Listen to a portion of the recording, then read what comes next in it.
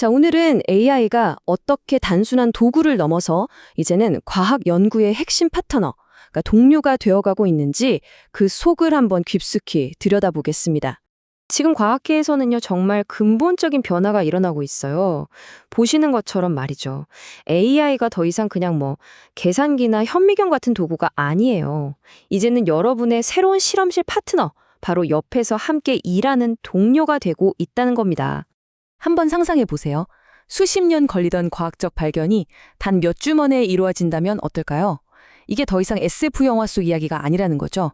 바로 지금 이 새로운 AI 공동 연구자들과 함께 만들어가고 있는 우리의 현실입니다.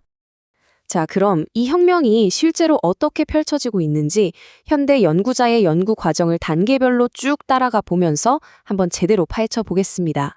그러니까 연구의 시작점이죠. 그 번뜩이는 아이디어를 떠올리는 순간부터 최종 결과물인 논문을 발표하는 그 마지막 순간까지 과학 연구의 전 과정이 말 그대로 AI 파트너에 의해서 완전히 새롭게 쓰여지고 있는 겁니다. 모든 위대한 발견은 사실 아주 작은 질문 하나에서 시작되잖아요. 바로 이 첫 단계에서 우리를 도와줄 AI 파트너가 등장합니다. 저는 이 친구를 AI 연구 서서라고 부르고 싶네요. 수많은 정보 속에서 우리가 가야 할 의미 있는 길을 딱 찾아주는 거죠. 예를 들어 라이너 같은 툴을 보면요. 연구자가 그냥 이런 주제에 대해 궁금해요 하고 질문을 던지면 얘가 알아서 관련된 학술 자료들을 쫙 검색하고 검증해서 결국에는 이런 가설을 세워서 테스트해 볼 수 있겠습니다 하고 아주 체계적으로 검증 가능한 가설을 만들어주는 거예요. 자, 여기서 진짜 중요한 차이점이 드러나는데요. 우리가 흔히 아는 챗 GPT 같은 일반 AI는 뭐랄까 아이디어를 마구 던져주는 창의적인 친구 같아요. 브레인스토밍에 아주 좋죠. 하지만 라이너 같은 특화된 AI는 달라요. 얘는 아주 꼼꼼하고 근거를 중시하는 진짜 연구자처럼 행동하도록 설계된 거죠. 그냥 아이디어가 아니라 검증 가능한 가설을 만들어낸다는 게 핵심입니다. 자, 좋습니다. 이제 우리 손에는 아주 그럴듯한 가설과 그 가설을 뒷받침하는 핵심 연구 논문이 있어요. 그런데 여기서 큰 문제가 하나 생깁니다. 이 논문에 나온 이론을 실제로 구현해서 테스트하려면 어떻게 해야 할까요? 이게 생각보다 정말 심각한 문제인데요. 바로 과학계의 재현성 위기라고 불리는 겁니다. 무려 78.77%, 그러니까 논문 10개 중 거의 8개가 연구 결과를 따라해 볼 수 있는 코드를 아예 공개하지 않는다는 거예요. 정말 막막하죠? 바로 이 거대한 장벽을 깨부수기 위해 우리의 두 번째 AI 파트너가 등판합니다. 바로 페이퍼 코더입니다. 이름 그대로예요. 이 친구는 그냥 논문 PDF 파일만 휙 던져주면 그걸 쭉 읽고 이해해서 실험을 실행하는 데 필요한 코드를 뚝딱 만들어주는 말 그대로 AI 전문 코더인 셈이죠. 얘가 그냥 막 코드를 짜는 게 아니에요. 먼저 전체적인 그림을 그리는 계획 단계를 거쳐요. 어떤 파일들이 필요하고 시스템 구조는 어떻게 할지 설계를 하는 거죠. 그 다음 논문의 세부 내용들을 분석해서 구조화하고요. 마지막으로 이 모든 걸 종합해서 실제로 작동하는 코드를 생성해내는 겁니다. 정말 체계적이죠? 이론적인 논문을 현실의 프로그램으로 바꿔주는 마법 같은 과정입니다. 자, 지금까지 본 AI 연구 사서와 AI 전문 코더, 이 두 조수가 합쳐지면 어떻게 될까요? 이제 우리는 훨씬 더 대단한 존재, 바로 연구의 전 과정을 혼자서 수행하는 자율적인 과학자를 만나볼 차례입니다. 에이전트 연구소 같은 시스템이 바로 그 예시인데요. 이건 정말 차원이 다릅니다. 혼자서 최신 논문들을 쫙 훑어보고 그걸 바탕으로 실험 코드를 직접 짜고 실행하고 그 결과를 분석한 다음에 심지어 그걸로 완벽한 형식의 논문까지 써내서 제출까지 해버립니다. 연구의 시작부터 끝까지 A to Z를 전부 다 알아서 하는 거죠. 그런데 말이죠. 이렇게 강력하고 자율적인 AI를 만들려면 한 가지 중요한 패러다임의 전환이 필요합니다.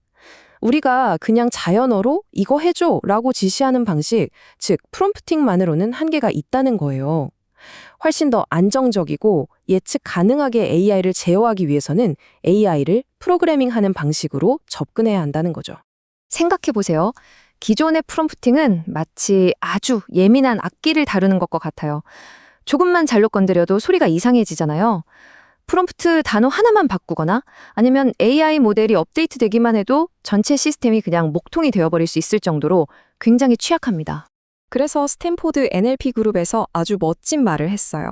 거대 언어 모델을 위해 프롬프트가 아닌 프로그래밍을 하자. 바로 DSPY라는 프레임워크를 통해서죠. 이건 거대 언어 모델을 우리가 대화하는 챗봇이 아니라 마치 소프트웨어 부품처럼 다루자는 아이디어입니다. DSPy는 기본적으로 세 가지 핵심 요소로 이루어져 있는데요. 아주 직관적입니다. 첫째는 모듈이에요. 사고의 연쇄처럼 자주 쓰는 AI의 생각 패턴을 재사용 가능한 부품으로 만들어두는 거죠. 둘째는 시그니처인데 각 부품이 어떤 정보를 받아서 어떤 결과를 내놓아야 하는지 명확하게 약속하는 겁니다. 마지막으로 최적화기가 이 부품들을 조합한 전체 시스템이 최고의 성능을 내도록 자동으로 미세 조정을 해주는 역할을 해요. 덕분에 훨씬 더 견고하고 강력한 AI 시스템을 만들 수 있게 되는 거죠. 자, 이렇게 프로그래밍이 가능해진 AI 공동 연구자. 이 새로운 존재의 등장은 이제 과학의 미래를 뿌리부터 뒤흔들고 있습니다. 당장 눈에 보이는 이점들만 봐도 어마어마하죠. 연구에 걸리는 시간은 극적으로 줄어들고 데이터에 기반하기 때문에 오류는 최소화되고요. 무엇보다 인간 연구자들은 이제 단순 반복 작업에서 벗어나서 정말 중요하고 창의적인 질문을 던지는 데에만 집중할 수 있게 됩니다. 인간의 창의력이 AI라는 증폭기를 만난 셈이죠. 물론 이렇게 강력한 힘에는 큰 책임이 따르겠죠. 우리가 함께 고민해야 할 새로운 숙제들도 많습니다. 예를 들어 AI가 생성한 연구 결과에 오류가 있다면 그 책임은 누구에게 있을까요? 또 AI가 어떤 근거로 그런 결론을 내렸는지 그 속을 들여다볼 수 있을까요? 이런 윤리적인 문제, 투명성 문제들을 이제 막 마주하기 시작한 겁니다. 하지만 궁극적으로 우리가 나아갈 방향은 바로 이런 모습일 겁니다. 인간의 직관과 창의성이 AI의 막강한 분석력과 만나서 시너지를 내는 거죠. 그렇게 새로운 발견을 이뤄내고 그 혜택이 다시 더 많은 사람들에게 돌아가서 누구나 과학 연구에 참여할 수 있게 되는 그런 멋진 선순환을 만드는 게 우리의 목표입니다. 우리는 정말 거대한 과학혁명의 첫 페이지를 이제 막 넘기고 있는 건지도 모릅니다. 자, 이제 질문은 여러분께 돌아갑니다. 만약 여러분의 곁에 이런 똑똑한 AI 공동 연구자가 있다면 여러분은 무엇을 발견하고 싶으신가요?